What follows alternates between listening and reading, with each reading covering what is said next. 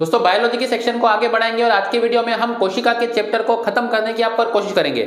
हम पिछले वीडियो में काफी ज्यादा इंपॉर्टेंट डिटेल्स जो कोशिका के बारे में पढ़ चुके हैं। आज हम कोशिका के सारे चैप्टर को खत्म करेंगे और आप सभी को महाशिवरात्रि की बहुत बहुत शुभकामनाएं। आप भगवान महाकाल आपकी सभी मनोकामनाएं अवश्य पूरी करें। चलिए शुरुआत करते हैं बायोलॉजी से।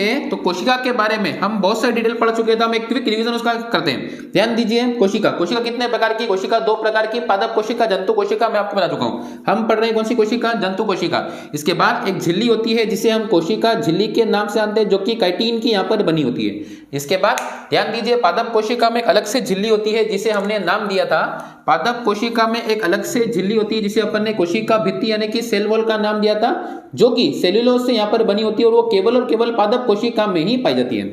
उसके बाद हमने इसके अंदर के अंगों को पढ़ना यहाँ पर शुरू किया था। सबसे पहले हमने बात करी थी माइटोकॉन्ड्रिया के बारे में, जो कि हमारे शरीर में कोशिका का निर्माण करता है, इसलिए अपने कोशिका का पावर हाउस भी यहाँ पर कहते हैं।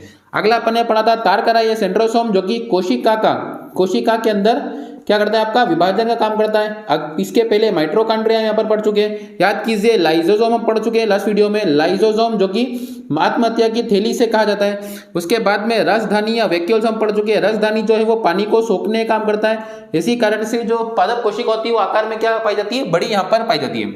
उसके बाद हम एंडोप्लाज्मिक रेटिकुलम, याद कीजिए दो प्रकार के होते हैं, 70S 80S, जिसे अंतःप्रदाभ जालिका कोशिका का कंकाल हम यहाँ पर कहते हैं। तो ये सारी बातें जो है हम इसके बारे में यहाँ पर पढ़ चुके हैं। चलिए एक छोटी सी बात मैं कनेक्ट करना चाहूंगा, ध्यान दीजिएगा। हमारे शरीर में जो भी मरी हुई कोशिका होती है, हमारे शरीर में जो भी मरी हुई कोशिका होती है, इसे हम नेक्रोसिस के नाम से जानते हैं। मरी हुई कोशिका को हमारे शरीर में हम नेक्रोसिस, ध्यान से सुनिएगा, मरी हुई कोशिका को नेक्रोसिस के नाम से जानते हैं। और ये कोशिका हमारे शरीर में हमको किस रूप में देखने को मिलेगी? तो ये हमको मिलेगी नाखून और बालों के रूप में। जब हम WBC पढ़ेंगे ब्लड सिस्टम में, तब हम अच्छे से चर्चा करेंगे। लेकिन ध्यान दीजिए, मरी हुई कोशिका को नेक्रोसिस कहते हैं और ये हमारे माफ कीजिएगा, बाल और नाखून से मिलती है। इसी कारण जब भी आप आपके नाखून काटेंगे, आपके बाल काटेंगे, तो आपको कभी भी किसी भी प्रकार का क्या नहीं होगा? दर्द नहीं होगा। क्यों? क्योंकि वो कोशिका ऑलरेडी क्या है? मरी हुई। लेकिन ध्यान दीजिएगा, कभी भी नाखून काटते समय अगर थोड़ा सा आगे का हिस्सा कटेगा तो आपको पेन होने लगेगा। क्यों? क्योंकि वहां की कोशिका जिंदा है। इसलिए जो मरी हुई कोशिका है उसे हम किस नाम से जानते हैं? नेक्रोसिस के नाम से यहां पर जानते हैं। चलिए अब इसके अंदर जो अंग बचे हैं उनके बारे में चर्चा करते हैं। अब अगला जो अंग है, ध्यान दीजिएगा, इसे हम लवक के नाम से यहां पर जानते हैं।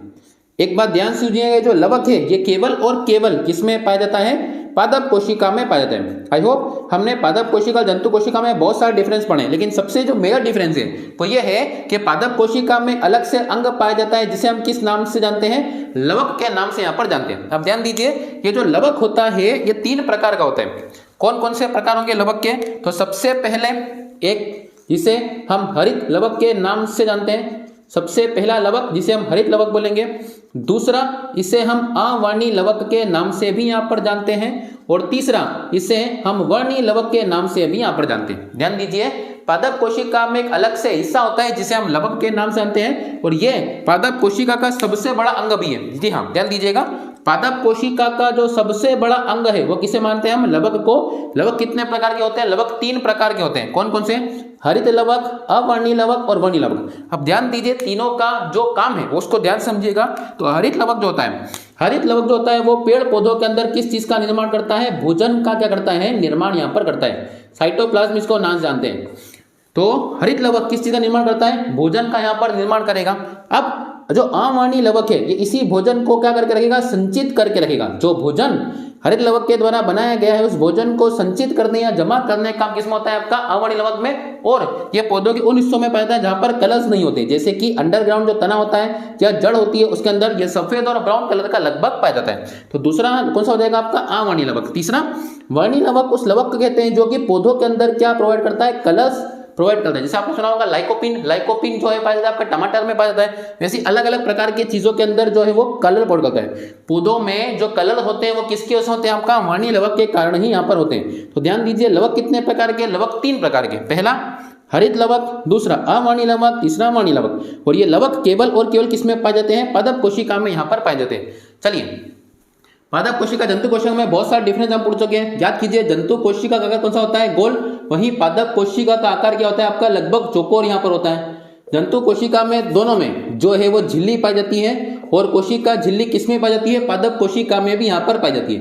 लेकिन ध्यान दीजिए, जो पादप कोशिका उसमें एक अलग से लेयर होती है जिसे हम कोशिका भित्ति के नाम से यहाँ पर जानते हैं। अब एक चीज से हम इसको डिफाइन कर सकते हैं, पादप कोशिका में क्या पाया जाता है? लवक, जो कि काई में नहीं पाया जाता, जंतु कोशिका में यहाँ पर नहीं पाया जाता। आई होप हम इसके दोनों के बीच में काफी मेजर डिफरेंस यहाँ पर पढ़ चुके हैं। तो एक अलग जो अंग पढ़ा हमने, किस नाम दिया हमने इसे?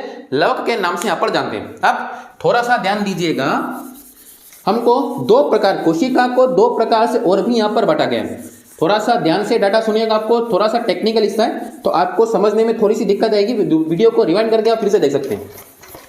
जो कोशिका होती है वो फिर से दो प्रकार की होती है, ध्यान दीजिए।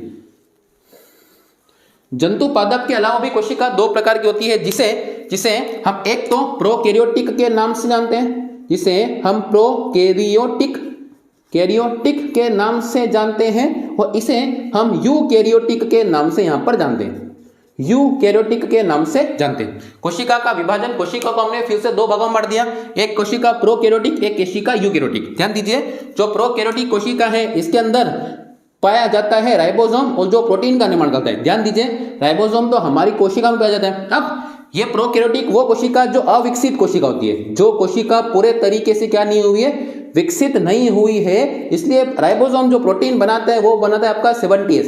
याद कीजिए, 70S के बारे में पढ़ चुके, जो अपन ने अंतःप्रदप जाली का पढ़ा था। तो यहाँ पर जो प्रोटीन का निर्माण हुआ कौन करेगा? राइबोसोम यहाँ पर करेगा।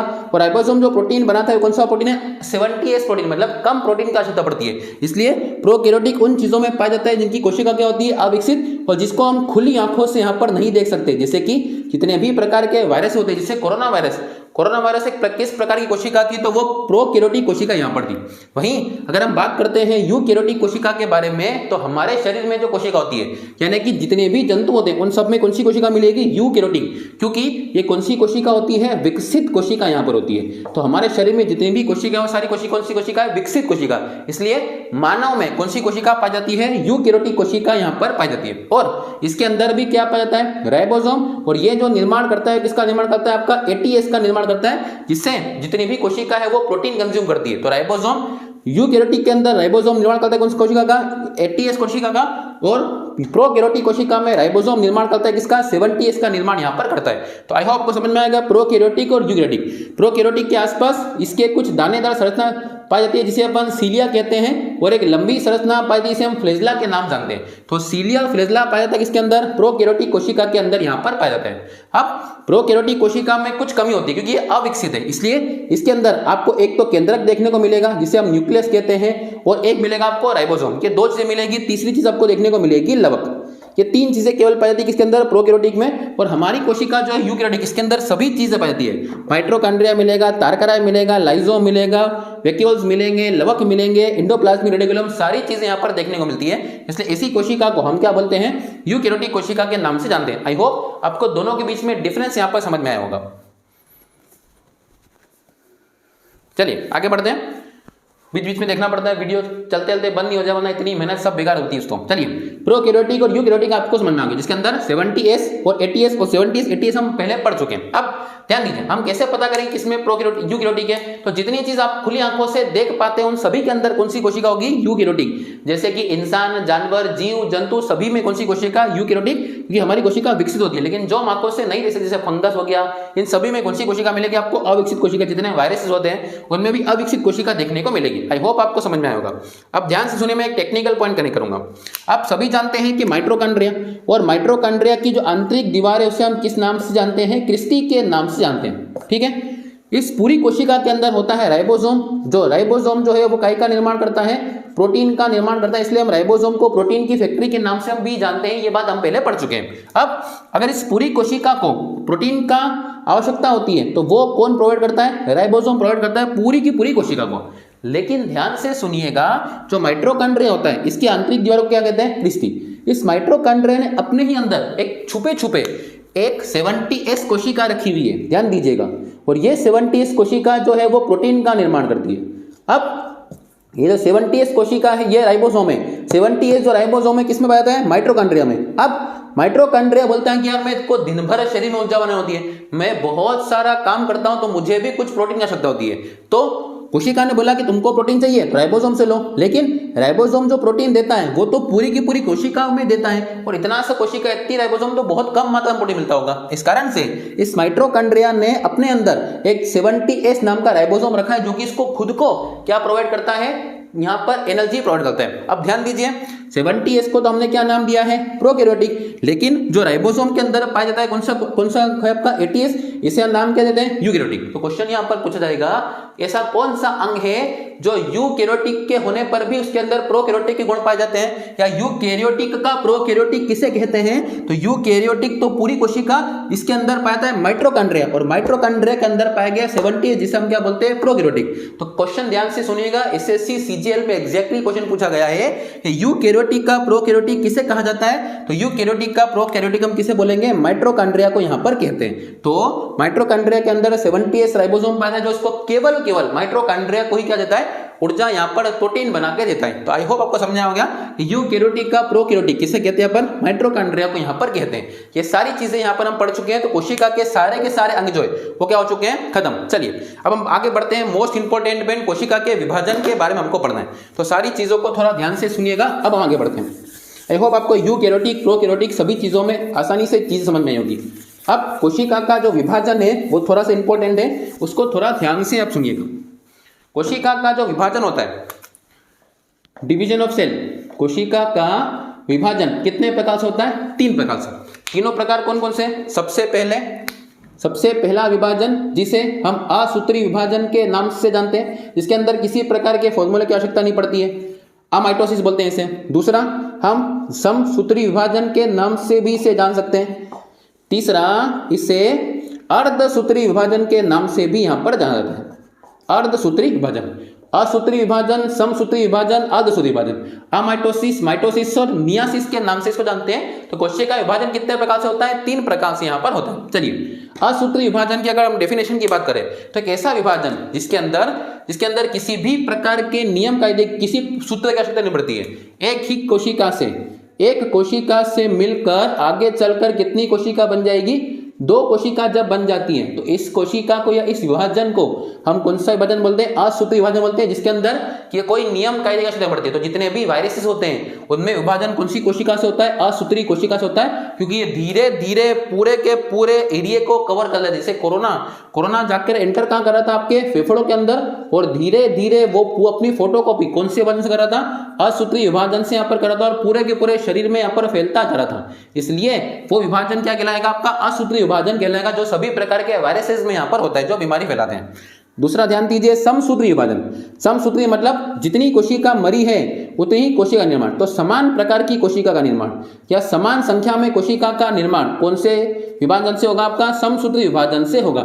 जैसे कि मान लीजिए आपका हाथ, और आपके हाथ में लग चुकी है चोट, इसने जोर से डंडा मार दिया, डंडा मारा तो वहां की कोशिका क्या होगी, खत्म। अब मान लीजिए इस हिस्से में कोशिका थी 50, तो अब 50 के स्थान पर अगर 50 ही कोशिका फिर से बनी है, तो इस प्रकार के विभाजन को हम कौन सा विभाजन बोलेंगे, समसूत्री विभाजन बोलेंगे। अच्छा एक बात बताइए, मैंने आपको पिछले वीडियो में बताई थी, रिवीजन अगर हम करते हैं कि अगर जरूरत से ज्यादा कोशिका बन जाती है, 50 से अगर 500 कोशिका बनती है, तो यही आगे चलकर रूप लेगी किसका, कैंसर जैसी समस्या का यहाँ पर रूप लेगी। तो कैंसर एक बीमारी नहीं बल्कि जरूरत से ज्यादा कोशिका के विभाजन को हम क्या बोलते हैं, कैंसर। और ये हमको एक्स्ट्रा, अगर मान लीजिए 50 कोशिकाएं और आपके शरीर में 90 बन चुकी है, तो ये आपके शरीर में कुछ एक्स्ट्रा निकल पाएगा। जैसे आपने सुना होगा किसी के मस्से होते हैं, किसी कुछ छोटे छोटे पार्ट निकल जाते हैं, वो पार्ट इसलिए निकले क्योंकि जरूरत से ज्यादा क्या बन चुकी है कोशिका, तो इतना काम चल सकता है, कोई दिक्कत नहीं। लेकिन 500 से 500 बन चुकी है, तो फिर वो आगे चलकर किसका रूप लेगा, कैंसर का रूप लेगा, जो कि बहुत समस्या यहाँ पर देखने को मिल सकती है। अब जो मोस्ट इंपोर्टेंट विभाजन है कौन सा, आपका अर्धसूत्री, जिसको हम डिटेल से पढ़ेंगे। एक बार फिर से रिवाइज करते हैं, क्या पढ़ रहे हैं अपन, विभाजन कितने प्रकार का, 3 प्रकार का। पहला असूत्री विभाजन, जिसके अंदर एक कोशिका जो है वो कितने में बन जाएगी, एक मदर सेल 2 डॉटर सेल में बन जाएगा और 2 कोशिका का यहाँ पर निर्माण हो जाएगा। दूसरा हम बात करते हैं समसूत्री विभाजन की, जितनी कोशिका टूटी उतनी की उतनी बनती है, इसी कोशिका को हम समसूत्री कोशिका विभाजन बोलते हैं। इसके अंदर जितनी कोशिका अगर ज्यादा बनती है तो हम मस्सा या गुम्मा हम इसको बोल सकते हैं जो बनेगा, लेकिन अगर हद से ज्यादा बन चुकी तो वो आगे चलकर किसका रूप लेगी, कैंसर का। अब तीसरा विभाजन हम बात करते हैं किसके, अर्धसूत्री विभाजन के बारे में। तो मैं इसको पूरा रफ करके अच्छे समझाऊंगा, इसलिए ध्यान से देखिएगा। अर्धसूत्री विभाजन हमको थोड़ा सा डिटेल से पढ़ना है। चलिए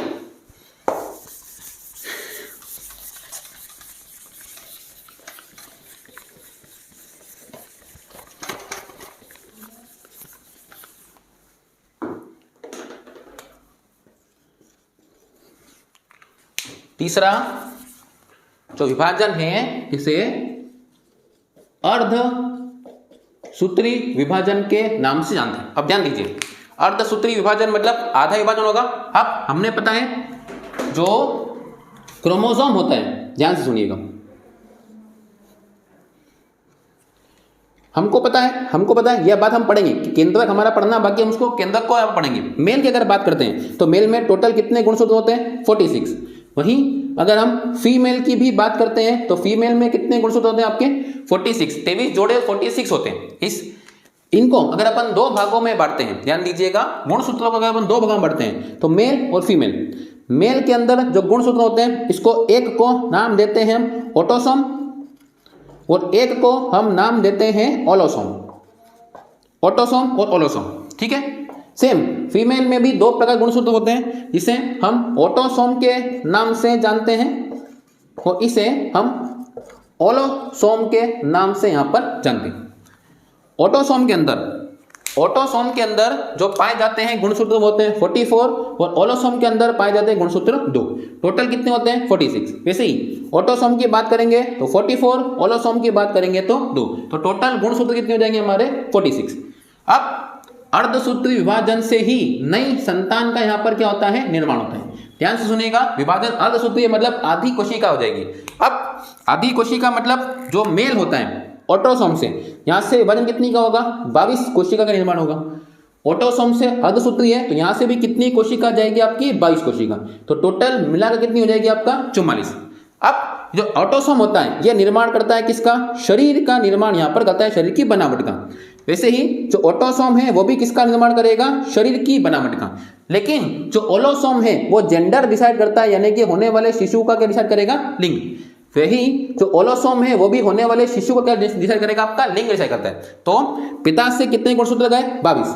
माता से कितने गुणसूत्र गए? 22। तो कितने हो गए? 44। अगर ये 44 गुणसूत्र है, इसका मतलब होने वाले शिशु के काय का निर्माण चुका है? शरीर का निर्माण चुका है। और शरीर जो शिशु है वो बिल्कुल स्वस्थ है। वहीं अब अपन बात करते हैं होने वाले शिशु में कितने गुणसूत्र होने चाहिए? 46। विभाजन कौन सा है? अर्धसूत्री। तो ऑटोसोम, अच्छा, इन दो को हम नाम दे सकते हैं एक्स और क्या हो जाएगा? वाई। वहीं हम ओलोसोम को, इनको भी नाम दे सकते हैं एक्स और एक्स। अब ध्यान दीजिए, अगर पिता के गुणसूत्र से एक्स गुणसूत्र आता है, माता के पास तो दोनों के दोनों कौन से हैं? एक्स ही है। तो एक्स और एक्स, तो 44 और कितने हो जाएंगे? 2। कितने हो गए?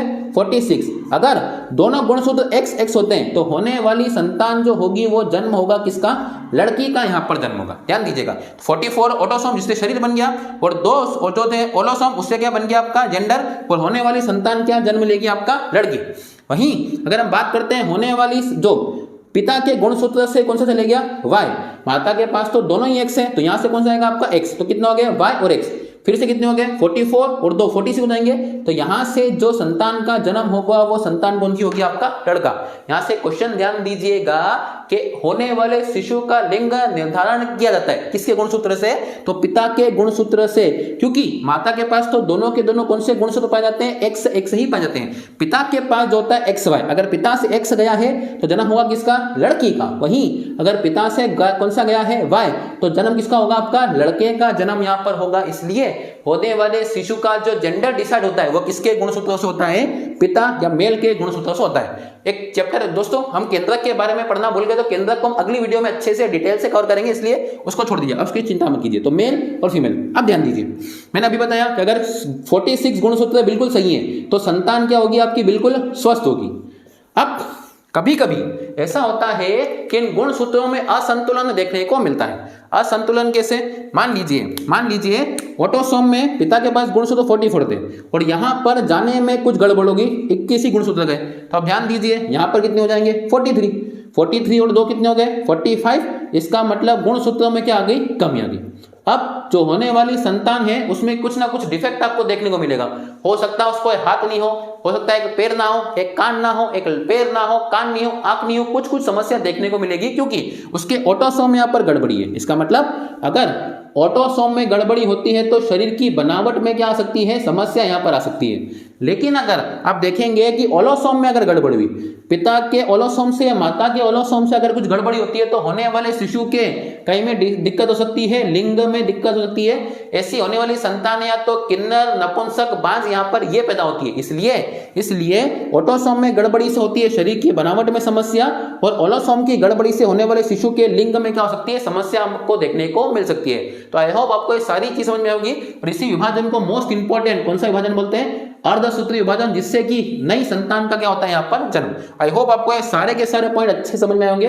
समझ में नहीं आए तो आप इसको रफ करके आप वीडियो को पीछे करके एक बार फिर से देख सकते हैं, या वीडियो में कमेंट कीजिए, मैं एक छोटा सा वीडियो बना के आपको फिर से बता दूंगा। चलिए अब आखिरी बात जो है हम उसमें पढ़ना बाकी है, फिर केंद्रक के लिए हम एक अलग से वीडियो लाएंगे जिसमें अपन केवल और केवल केंद्रक के बारे में, क्योंकि केंद्रक कोशिका का बहुत इंपॉर्टेंट भाग है, हमको उसको पढ़ना पड़ेगा। इसलिए केंद्रक के लिए हम अलग से वीडियो लाएंगे जहां पर पूरी डिटेल से हम केंद्रक के बारे में चर्चा यहां पर करेंगे। चलिए आखिरी बात, अगर होने वाले शिशु के क्रोमोसोम में गड़बड़ी होती है तो उसे एक बीमारी का नाम दिया जाता है, बीमारी कौन, सिंड्रोम के नाम से यहां पर जानते हैं। जी हाँ, अगर होने वाले शिशु के गुणसूत्रों में कमी या बढ़ोतरी होती है तो इससे गुणसूत्रों में कमी या बढ़ोतरी होती है, जो सब सिंड्रोम का नाम देते हैं। सिंड्रोम कितने प्रकार के होते हैं, सिंड्रोम होते हैं 4 प्रकार के। ध्यान से सुनिएगा, सबसे पहला जो सिंड्रोम है इसे हम टर्नर सिंड्रोम के नाम जानते हैं।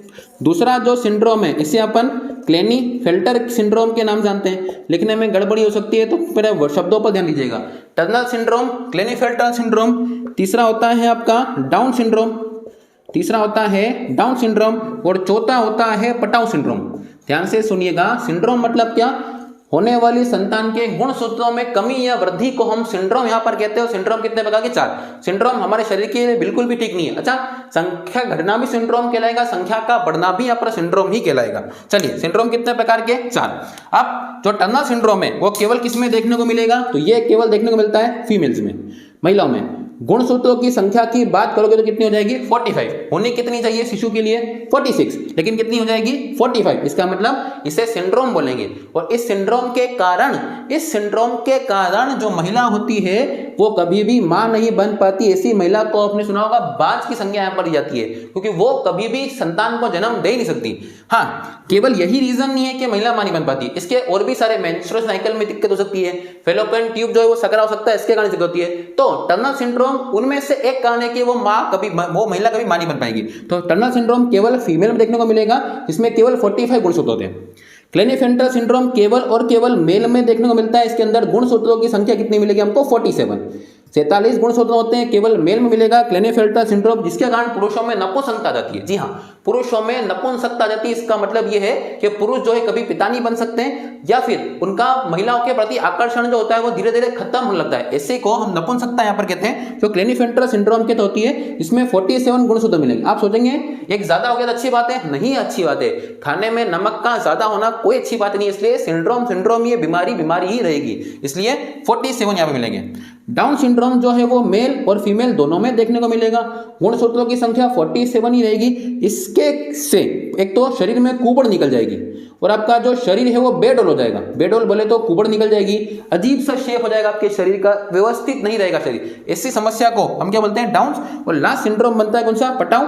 ये भी दोनों में, मेल तथा फीमेल दोनों में देखने को मिलेगा। और गुणसूत्र 47, तो ध्यान दीजिए आपको एक ही याद रखना है, 45, बाकी सभी में कितने हो जाएंगे आपके, 47। मेल फीमेल दोनों में देखने को मिलेगी। और ये जो पटाउ सिंड्रोम होता है उसमें आपका ऊपर का जो होठ है वो कट जाता है। जी हाँ, ऊपर का होठ पूरे तरीके से कट जाएगा। ऐसे सिंड्रोम को हम कौन से सिंड्रोम के नाम जानते हैं, पटाउ सिंड्रोम के नाम जानते हैं। तो सिंड्रोम कितने होते हैं शरीर में, 4। मानव शरीर में कितने सिंड्रोम मिलेंगे हमको, 4 सिंड्रोम मिलेंगे। एक बार फिर दीजिए, Turner syndrome, Klinefelter syndrome, Down syndrome, Patau. Syndrome क्या होता है, सिंड्रोम इसे बोलते हैं होने वाले शिशु के गुणसूत्रों में कमी या वृद्धि को हम सिंड्रोम के नाम से यहां पर जानते हैं। टर्नर सिंड्रोम में कितने गुणसूत्र होंगे, 45। क्लेनीफेल्टर में 47, डाउन्स में 47 और पटाउ में 47। फीमेल में मिलेगा, मेल में मिलेगा, मेल फीमेल दोनों मिलेगा। टर्नर सिंड्रोम कारण महिलाओं में बांझपन की समस्या देखने को मिलती है। क्लेनीफेल्टर कारण पुरुषों में नपुंसकता आ जाती है। डाउन सिंड्रोम मेल फीमेल दोनों में कुबड़ निकल जाएगी, शरीर बेडोल हो जाएगा। और पटाउ सिंड्रोम जो है वो ऊपर का होठ जो है कट जाता है, उसे ही हम पटाउ सिंड्रोम के नाम से यहाँ पर जानते हैं। अब इस कोशिका में केवल हमारा एक छोटा सा चीज बचा है, केंद्रक, और केंद्रक के अंदर हम कुछ कुछ चीजें जैसे डीएनए, आरएनए, क्रोमोसोम, 23 गुणसूत्र, इन सभी के बारे में डिटेल चर्चा करेंगे। इसलिए एक सेपरेट वीडियो में हम क्रोमोसोम यानी कि केंद्रक के बारे में चर्चा करेंगे। आई होप आपको आज का वीडियो पसंद आया होगा। वीडियो अगर पसंद आया तो प्लीज वीडियो को लाइक कीजिए, चैनल को सब्सक्राइब करना बिल्कुल मत भूलिएगा। मिलते हैं अगली वीडियो में, तब तक के लिए जय हिंद।